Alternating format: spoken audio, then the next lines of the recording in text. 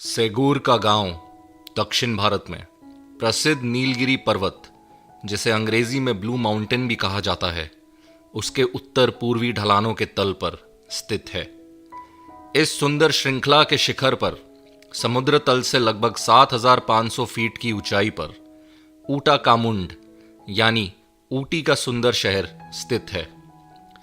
South India में ऊटी को प्यार से क्वीन ऑफ हिल स्टेशंस कहा जाता है और यह भारत के सभी हिस्सों से आने वाले पर्यटकों के लिए आकर्षण का केंद्र रहा है। ऊटी की बात ही कुछ और है। यहां का मौसम सभी प्रकार के अंग्रेजी फूलों और सब्जियों को एक परफेक्ट तरीके से उगने की अनुमति देता है। ऊंचे यूकेलिप्टस पेड़ों की सुगंध जो आसपास की प्लांटेशंस से स्टेशन तक फैलती है, वह पाइन यानी चीड़ के पेड़ों की सुगंध के साथ मिलकर ऊटी की यादों को यादगार बनाती हैं। और इसकी ठंडक के साथ यहां का मौसम आने वाले विजिटर्स को ऊटी से नीचे के तपते मैदानों की गर्मी से राहत देता है। ऊटी से 12 मील लंबी एक सड़क निकलती है और सुंदर ढलानों से गुजरने के बाद उस जगह पर मिलती है जहां अंग्रेजों द्वारा लोमड़ियों का शिकार किया जाता था और अब उनकी जगह जैकल्स यानी सियार ने ले ली है। और इस सड़क से नीचे की ओर सेगूर आता है, जहां घने ट्रॉपिकल फॉरेस्ट है। सेगूर में सड़क 2 भागों में बंट जाती है। एक सड़क घने जंगल से होकर नॉर्थ वेस्ट की ओर चलती है, जो महावनहाला और मसीनीगुड़ी गांव से होकर गुजरती है और जो मुख्य ट्रैक रोड से मिलती है, जो टिप्पाकड़ू की वन चौकी पर बैंगलोर और मैसूर शहरों को ऊटी से जोड़ती है। दूसरी सड़क घने जंगल के माध्यम से पूर्व की ओर ब्लू माउंटेन के आधार के साथ 9 मील दूर अनाईकुट्टी के वन बंगले तक जाती है। 2 साल भर बहती धाराएं इस क्षेत्र को पानी देती हैं। सेगूर नदी और अनाईकुट्टी नदी दोनों पहाड़ों से झरनों के रूप में उतरती हैं। यहां उनका पानी उन विशाल ट्रॉपिकल फॉरेस्ट से होकर लगभग 15 मील दूर मोयार नदी में मिल जाता है। मैसूर नदी या मैसूर डिच जैसा कि इसे जाना जाता है, नॉर्थ में मैसूर राज्य, नॉर्थ ईस्ट में कोयम्बटूर जिले और साउथ में नीलगिरी रेंज के बीच की सीमा बनाती है। कोयम्बटूर और नीलगिरी दोनों ही मद्रास प्रांत का हिस्सा हैं और यहां से मालाबार, वायनाड के एवरग्रीन फॉरेस्ट वेस्ट और साउथ वेस्ट की दिशा में फैले हुए हैं। जिन सभी क्षेत्रों के बारे में मैंने आपको बताया है, वे घने जंगल वाले हैं, जो बड़ी संख्या में जंगली हाथी, बाइसन, बाघ, तेंदुआ, सांबर, स्पॉटेड डियर और अन्य जानवरों का निवास स्थान है। अनाईकुट्टी का वन बंगला एक टीले पर बना है, जिसके आगे अनाईकुट्टी नदी का पानी बहता है। गर्मियों में यह एक हानिकारक स्थान है जो मलेरिया के मच्छरों से भरा होता है और काले पानी के बुखार यानी ब्लैक वाटर फीवर के कई घातक मामलों का उद्गम स्थल भी है। सर्दियों में यह स्थान स्वर्ग जैसा होता है। सुबह ताजी और धूपदार होती है, जो जंगल में एक लंबी पैदल यात्रा के लिए परफेक्ट है। दिन में मौसम ज्यादा ठंडा नहीं रहता है। हां, शामें ठंडी होती हैं, जबकि रात होने पर बर्फीली ठंडी हवा पहाड़ों की चोटियों से उतरती है और आसपास के जंगलों से उठने वाली गर्म हवा की जगह ले लेती है। रातों को इतनी ठंड होती है कि आदमी हमेशा बंगले तक ही सीमित रहता है और जिसके सभी कमरों में फायरप्लेस यानी आग जलाने की जगह की व्यवस्था की गई है। यहां जंगल के लट्ठों की धधकती आग के सामने बैठने से वास्तव में क्रिसमस सेलिब्रेट करने जैसा एहसास होता है। जबकि मेरे लोग भयानक स्नोमैन की लेटेस्ट कहानियों पर चर्चा करते रहे थे या फिर रोंगटे खड़े कर देने वाली भूतों की कहानियों के बारे में बात करते थे। इस बंगले के कंपाउंड में हाथी, बाघ और तेंदुए भी घूमते थे। उनकी चींखें, दहाड़े और घुरघुराहट अच्छे से सुनाई देती थी, जो पास में जलती आग और उसके पास डबल कंबल के नीचे आराम से सोते हुए किसी भी आदमी की नींद हराम कर सकती थी। ये जंगल मेरे फेवरेट हैं और इनमें मुझे कई छोटे छोटे रोमांच देखने को मिले हैं, जो काफ़ी साल बीतने के बाद भी यादगार हैं। ऐसी ही एक यादगार घटना के बारे में मैं आपको बताना चाहता हूँ। जंगली कुत्ते, वाइल्ड डॉग्स, जो भारत में झुंडों में शिकार करते हैं और जिनके झुंड की संख्या 3 से 30 तक होती है। कभी कभी मैसूर और कोयम्बटूर की सीमाओं से, जहाँ वे बहुत अधिक हैं, वे इन जंगलों में घुस आते हैं। इनके झुंड हिरणों की सभी प्रजातियों, विशेष रूप से सांबर और चीतल के लिए बहुत विनाशकारी हैं, जिनका वे बुरी तरह से शिकार करते हैं और जीवित रहते हुए शिकार करते समय उनके अंगों को फाड़ देते हैं। कई मौकों पर इन दोनों जंगलों में और अन्य जंगलों में मैंने देखा है कि वास्तव में इन कुत्तों द्वारा सांबर का पीछा किया जा रहा था।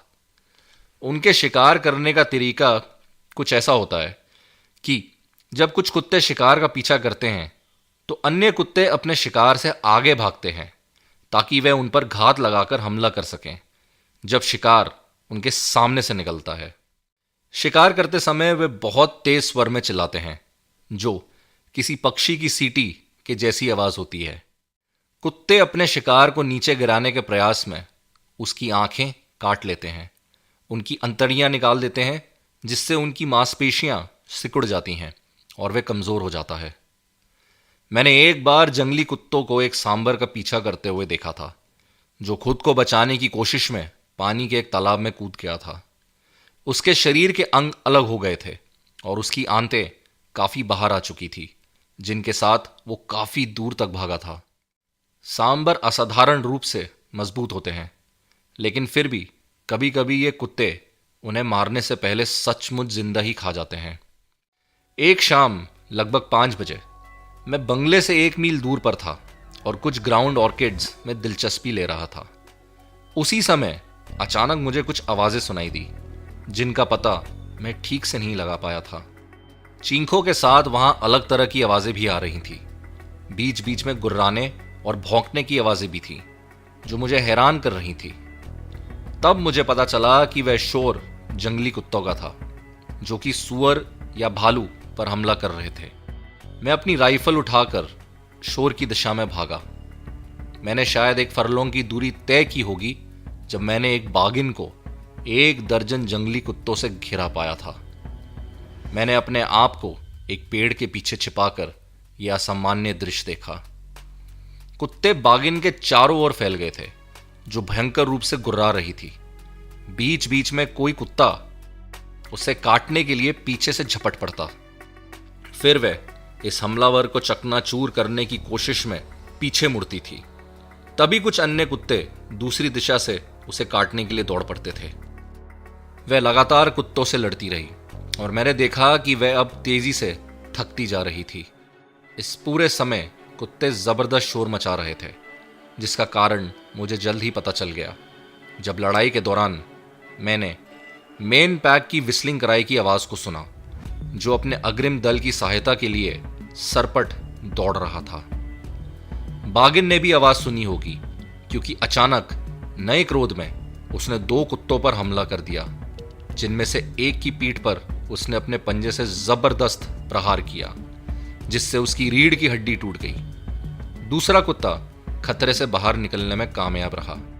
इसके बाद बागिन ने तेजी से बढ़त हासिल करते हुए और जानते हुए कि कुत्तों का मेन पैक वहां आ पहुंचा है, उसने दूर एक छलांग लगा दी, जिसके तुरंत बाद बाकी बचे 5 कुत्ते भी उसके पीछे आ गए। जब मेन पैक, जिसमें मैंने 23 कुत्ते गिने थे, वे मेरे सामने से गुजरा था, तो उन्होंने मुझ में किसी भी प्रकार की दिलचस्पी नहीं दिखाई थी। जल्द ही पीछा करने की आवाजें खत्म हो गई और वहां जो कुछ बचा था वो केवल एक मरा हुआ कुत्ता ही था। मुझे इस पूरे मामले में काफी दिलचस्पी हो गई थी और मैं कुत्तों के साहस की प्रशंसा में इतना खो गया था कि बागिन या उसके हमलावरों पर गोली नहीं चला सका। अगली सुबह मैंने घटना के परिणाम का पता लगाने के लिए अपने लोगों को जंगल भेजा। वे बाघ की खाल के कुछ टुकड़े लेकर दोपहर के आसपास लौटे, ये बताने के लिए कि जंगली कुत्तों ने आखिरकार लगभग 5 मील दूर उस थकी हुई बागिन को घेर लिया था और सचमुच बागिन के टुकड़े टुकड़े कर दिए थे। अंतिम लड़ाई में बागिन के साथ 5 कुत्ते मारे गए थे, जिसके बाद जंगली कुत्तों ने बागिन को खा लिया था और यहां तक कि उन्होंने अपने मृत साथियों के शरीर के हिस्सों को भी बड़ी मात्रा में खा लिया था। इन क्षेत्रों में मूल रूप से 3 अलग अलग जनजातियां निवास करती हैं। बदागास लोग, जो काफ़ी अमीर हैं और जिनके पास कई ज़मीनें, मवेशियों के विशाल झुंड और अत्यधिक लंबे घुमावदार सींगों वाले सेमी वाइल्ड भैंसे हैं। इसके बाद केसवाज आते हैं, जो संख्या में सबसे बड़े हैं, लेकिन बदागास लोगों के नीचे चरवाहों और मिट्टी जोतने वाले के रूप में काम करते हैं। अंत में करुम्बाज आते हैं, जो संख्या में कम हैं लेकिन भूमि के मूल निवासी हैं और असली जंगल मैन हैं। वे जंगली शहद, जड़ें और छोटे जानवरों और पक्षियों को शिकार करके जीवित रहते हैं।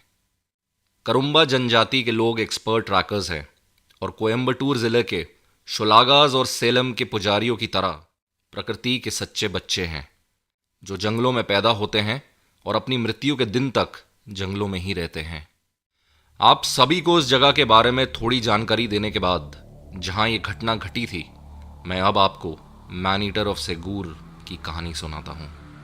बताया गया है कि ये टाइगर मूल रूप से मालाबार और वायनाड जिले के साइलेंट वैली फॉरेस्ट ब्लॉक के जंगलों से आया था, जो ब्लू माउंटेन यानी नीलगिरी की पहाड़ियों के साउथ वेस्ट दिशा में थे। ये क्षेत्र हाथियों से प्रभावित है, जिनमें सबसे ज़्यादा खतरनाक रोग एलिफेंट्स यानी बिगड़ेल हाथी और साथ में बाइसन यानी गौर रिकॉर्ड किए गए थे। यहाँ ज़्यादा बाघ नहीं रहते थे। साइलेंट वैली में कुछ मानव हत्याएं हुई थी और फिर ये पूरी तरह से बंद हो गई थी।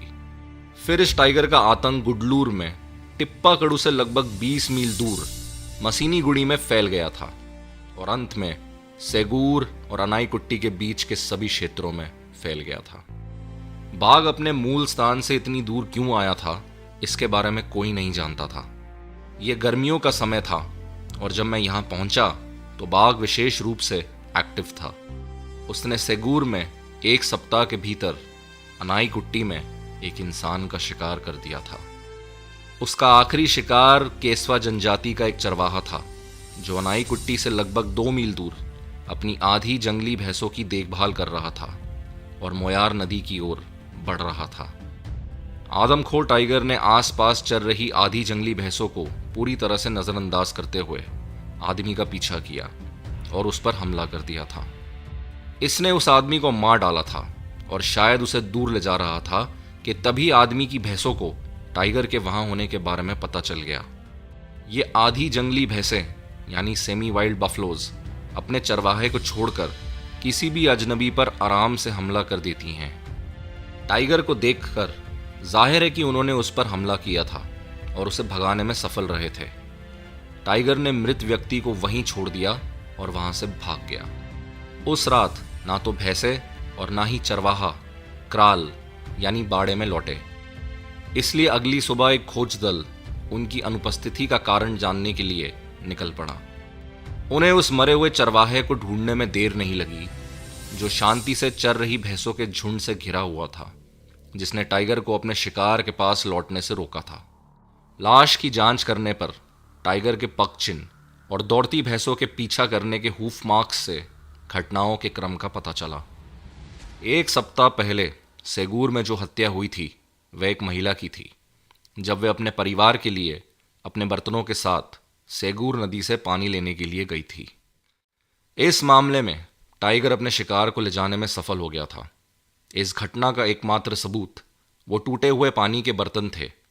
साथ ही में नदी के किनारे की नरम मिट्टी में बाघ के पग मार्क्स के निशान, खून की कुछ बूंदें, औरत की फटी हुई साड़ी और उसके बालों की कुछ लटें, जो टाइगर द्वारा अपने शिकार के साथ भागने के दौरान झाड़ियों में उलझ गई थी। मैंने दोनों इलाकों का दौरा किया और पगमार्क्स की जान से, जो सेगूर में नदी के तट पर बहुत स्पष्ट थे, से यह निर्धारित किया कि यह जानवर एक छोटे आकार का मेल टाइगर था, जिसकी उम्र अडल्ट एज से काफ़ी कम थी। रिपोर्ट्स में कहा गया था कि टाइगर अक्सर सेगूर और अनाईकुट्टी के बीच की 10 मील की जंगल रोड को पार करता था। उसके पग मार्क्स इस ट्रैक पर देखे जाते थे, खासकर उन दोनों स्थानों के आसपास। इसलिए मैंने इस सड़क के किनारे मेरे द्वारा अलग अलग चुने हुए स्थानों पर बैठने का फैसला किया और इस प्रकार सेगूर और अनाईकुट्टी के आसपास बारी बारी से टाइगर का कोई निशान देखे बिना मैंने पूरा 1 सप्ताह वहां बिताया। 7वीं रात मैंने सेगूर से 1.5 मील दूर एक पेड़ पर बिताई। अगली सुबह अनाईकुट्टी वन बंगले पर लौटते हुए, जिसे मैंने अपना हेडक्वार्टर बनाया था, वहां मुझे बताया गया कि एक करुम्बा जनजाति का व्यक्ति जो पिछली सुबह विशाल रोगबी मधुमक्खियों के छत्तों से जंगली शहद इकट्ठा करने के लिए निकला था, वो अभी तक वापस नहीं लौटा था। 20 व्यक्तियों को एक खोज दल के रूप में इकट्ठा करके मैं उनके साथ उस घने जंगल में गया। आदमखोर के हमले के खिलाफ सुरक्षा के रूप में पार्टी को 5-5 लोगों के 4 समूहों में विभाजित करते हुए हमने दोपहर तक खोज की, जब उनमें से एक व्यक्ति ने मरे हुए व्यक्ति के शव को एक नाले में पड़ा देखा और मुझे खबर किया। मैंने मौके पर जाकर देखा तो उस व्यक्ति का गला काटकर उसकी हत्या कर दी गई थी। उसके बगल में उसका खाली केरोसिन का डब्बा पड़ा हुआ था, जिसमें वह शहद इकट्ठा कर रहा था, जो ज़मीन पर बिखर गया था और जिसके ऊपर अब काली चींटियां चढ़ गई थी, जिन्होंने उस डब्बे को काले रंग का बना दिया था। पहले तो ये सोचते हुए कि टाइगर ने ही उसे मार डाला था, फिर मैं थोड़ा और सोचने लगा कि उसने उसे शांत एकांत स्थान पर क्यों नहीं खाया। फिर हमने इधर उधर छानबीन की, लेकिन जल्द ही पता चला कि हत्यारा एक मादा स्लॉथ बेयर यानी भालू थी, जिसके साथ उसका शावक था। मां के इंसानों जैसे पैरों के निशान और शावक के छोटे निशान नाले के तल की नरम रेत में स्पष्ट रूप से देखे जा सकते थे। जाहिर तौर पर भालू अपने शावक के साथ सो रही थी, या शायद नाला पार करने ही वाली थी कि तभी शहद की तलाश में वो आदमी अचानक से उसके पास आ गया होगा। स्लॉथ बेयर देखने और सुनने में कमज़ोर होता है, इसलिए मनुष्य अक्सर खुद ही उनके काफ़ी करीब आ जाते हैं, और तब जब अचानक से भालू इंसान को देखता है तो वह बिना रुके उस पर हमला कर देता है। निस्संदेह ऐसा ही हुआ होगा जब मादा भालू आश्चर्यचकित, भयभीत और चिढ़ गई होगी और अपने बच्चे की रक्षा में उस आदमी पर चढ़ गई थी और उसने उसके गले को काट दिया था और फिर वहां से तेजी से भाग गई। मैं एक भालू का शिकार करने में समय बर्बाद नहीं करना चाहता था, जिसने केवल अपने शावक की रक्षा करते हुए उस आदमी को मारा था। और जब मैं अनाईकुट्टी में स्थित वन बंगले के लिए लौट रहा था, तभी 4 करुम्बा जनजाति के लोगों ने मुझसे उस जानवर को गोली मारने का आग्रह किया, क्योंकि उन्हें लगा कि अगर अगली बार जब वो यहाँ शहद लेने के लिए आए तो शायद ये भालू उन्हें मार दे। उन्हें खुश करने के लिए मैंने बाकी के दल के लोगों को वापस भेज दिया और इन 4 लोगों के साथ उस मादा भालू का पीछा किया। ट्रैक्स नाले को पार करते हुए फिर एक धारा की ओर जा रहे थे, जहां मां और उसका बच्चा जंगल में वापस जाने से पहले कुछ दूरी तक चले थे। फिर वे ऊपर की ओर कई चट्टानों और गुफाओं की ओर चढ़ गई थी, जिन्होंने उसे आश्रय प्रदान किया था, जहां सैकड़ों मधुमक्खियों के छत्ते भी थे। अब हम जिस जमीन से गुजर रहे थे वह कठोर और पथरीली थी, और मेरी आंखों के सामने भालुओं के वहां से गुजरने का कोई निशान नहीं था। लेकिन करुम्बा जनजाति के लोगों की ट्रैकिंग के हुनर को मैंने उस दिन पहचाना, जब उन्होंने मुझे भालू के वहां से गुजरने के निशान दिखाए जो मैं नहीं देख पा रहा था। वे सचमुच गजब के ट्रैकर्स हैं। 2 घंटे से अधिक समय तक वे मुझे गहरी घाटियों और पथरीली चोटियों के पार ले गए। भालू के खुरचने और खुदाई के निशान उन्हें यहां दिखे थे, जिनसे उन्हें पता चला कि वे किस दिशा में गई थी। आखिरकार हम उभरी हुई चट्टान के ऊपर एक गुफा पर आ पहुंचे, जहां से 23 अलग अलग रॉकबी मधुमक्खियों के छत्ते लटक रहे थे। करुम्बा लोगों ने मुझे इस गुफा को भालू और उसके शावक का घर बताया। गुफा के प्रवेश द्वार से 10 गज की दूरी पर और एक तरफ खड़े होकर मैंने लोगों को अंदर की ओर पत्थर फेंकने का निर्देश दिया, जो उन्होंने लगभग 20 मिनट तक बिना रुके जोर शोर से किया। लेकिन हमने अंदर से कोई आवाज नहीं सुनी। फिर ट्रैकर्स ने घास की एक मशाल बनाई, जिसे हमने जलाकर गुफा में फेंक दिया, परंतु फिर भी कुछ नहीं हुआ। आखिरकार उन्होंने ऐसी 5 मशालें और बनाई। इनमें से एक को जलाकर मैंने एक ट्रैकर का पीछा किया जो गुफा में आगे बढ़ा था, जबकि बाकी 3 ट्रैकर्स 4 घास की मशालें लेकर हमारे पीछे आए। गुफा अंदर से तुलनात्मक रूप से छोटी थी और पूरी तरह से खाली थी, और हमारे आने की आवाज़ों को सुनकर उसमें रहने वाले जानवर शायद वहां से चले गए थे। लेकिन मुझे इस बात की खुशी थी कि अंदर कोई नहीं था, क्योंकि जैसा कि मैंने कहा था कि इस जानवर के साथ मेरा कोई झगड़ा नहीं था और मुझे इसे गोली मारने और बच्चे को अनाथ बनाने में कोई दिलचस्पी नहीं थी। हालांकि अगर मैं ऐसा करता तो मुझे पछतावा होता। हम गुफा से बस निकलने ही वाले थे कि तभी एक ट्रैकर को एक दिलचस्प चीज़ दिखाई दी जिसके बारे में मैंने सिर्फ सुना था लेकिन कभी देखा नहीं था। उन्होंने एक कोने में वह चीज़ पाई जिसे लोकल लोग बियर्स ब्रेड कहते हैं, यानी भालू की रोटी, और जिसे तमिल भाषा में करादी रोटी कहा जाता है। ये 1 इंच मोटी रोटी थी और लगभग 10 इंच चौड़ी थी, और इस पे गंदा चिपचिपा लिक्विड चिपका हुआ था। बताया जाता है कि मादा भालू जैक फ्रूट, जंगली वुड एप्पल और मधुमक्खियों के छत्तों की तलाश करती है। इनमें से प्रत्येक चीज को पहले मादा भालू द्वारा बारी बारी से खाया जाता है। फिर इन्हें खाने के बाद मादा भालू गुफा में जाकर उल्टी कर देती है, और जो भी उसने अपने शरीर से बाहर निकाला होता है उसे वो एक केक की तरह हार्ड होने के लिए छोड़ देती है, जो बाद में उसके शावकों के लिए एक प्रकार का रिजर्व फूड बन जाता है। पॉसिबली अपने लंबे बालों के कारण भालू मधुमक्खियों के डंक से बच जाता है, जो बड़ी संख्या में होने पर एक इंसान के लिए घातक साबित होती हैं। एक स्लॉथ बेयर फलों और छत्तों की तलाश में अद्भुत क्षमता के साथ पेड़ों और चट्टानों पर चढ़ सकता है। एक गुफा जिसमें एक मादा भालू अपने बच्चों के साथ रहती है, वहां आपको ऐसे 1 दर्जन बियर्स ब्रेड यानी भालू की रोटी मिल जाएगी। इस मामले में हमें केवल एक ही रोटी मिली थी, क्योंकि मैंने पहले कभी ऐसा नहीं देखा या सुना था, इसलिए मुझे इसमें बहुत ज़्यादा इंटरेस्ट था। उन 4 करुम्बा ट्रैकर्स ने मुझे इसे खाने को दिया, लेकिन मैंने धन्यवाद कहते हुए इसे अस्वीकार कर दिया। फिर उन्होंने इसे आपस में बराबर बराबर बांट लिया और फिर बड़े मज़े से उसे खाया।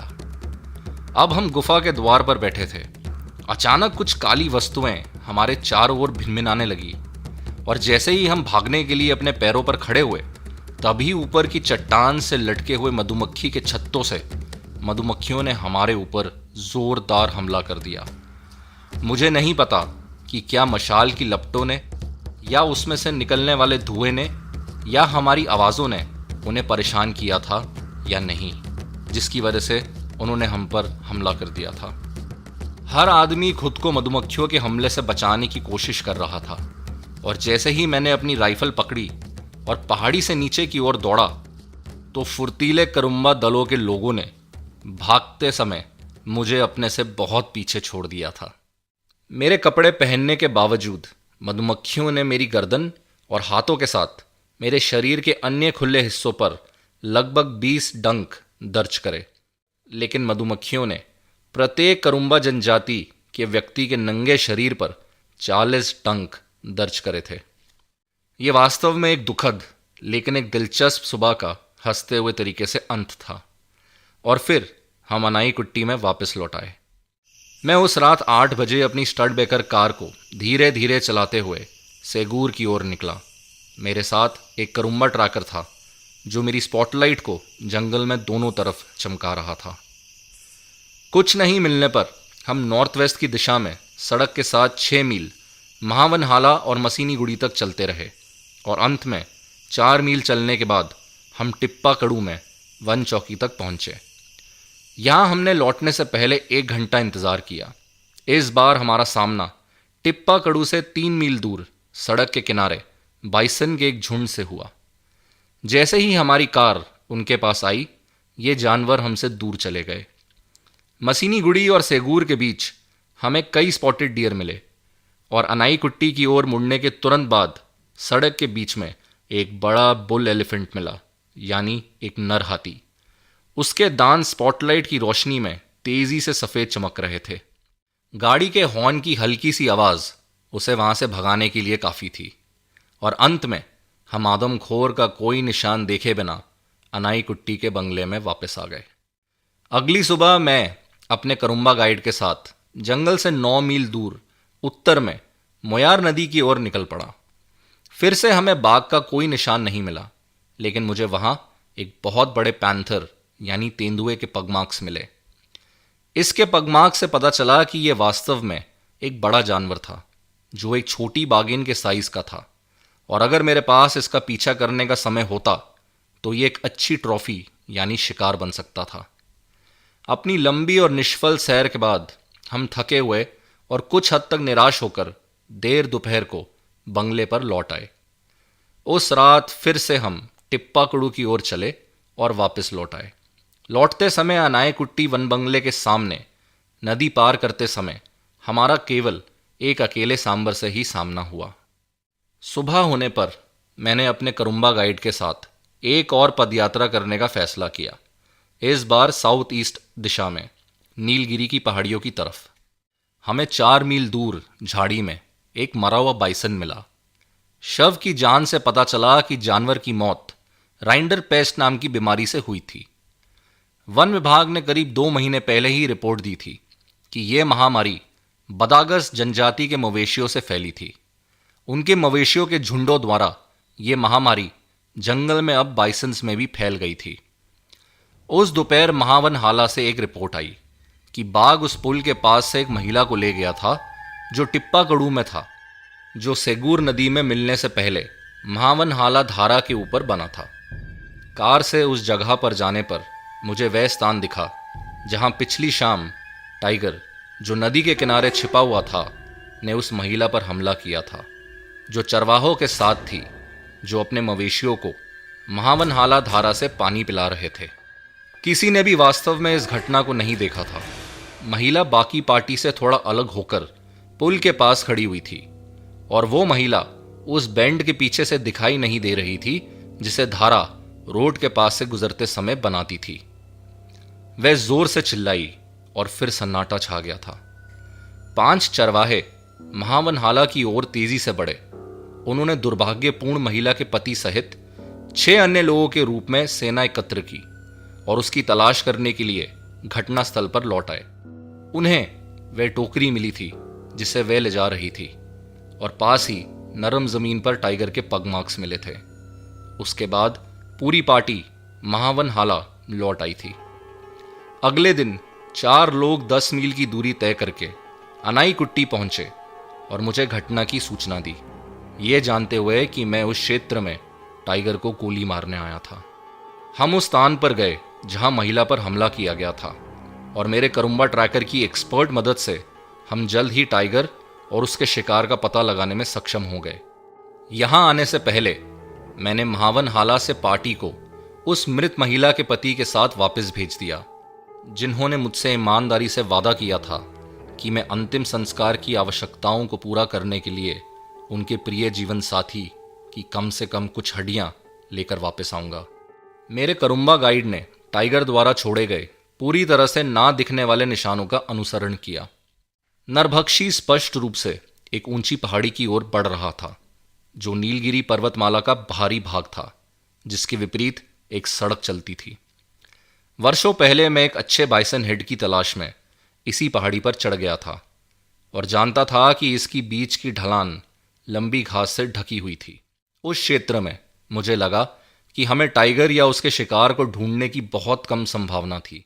फिर भी मेरे करुम्बा गाइड ने अपनी खोज जारी रखी, और पहाड़ी से 1 मील नीचे हमें महिला की साड़ी झाड़ियों में फंसी हुई मिली।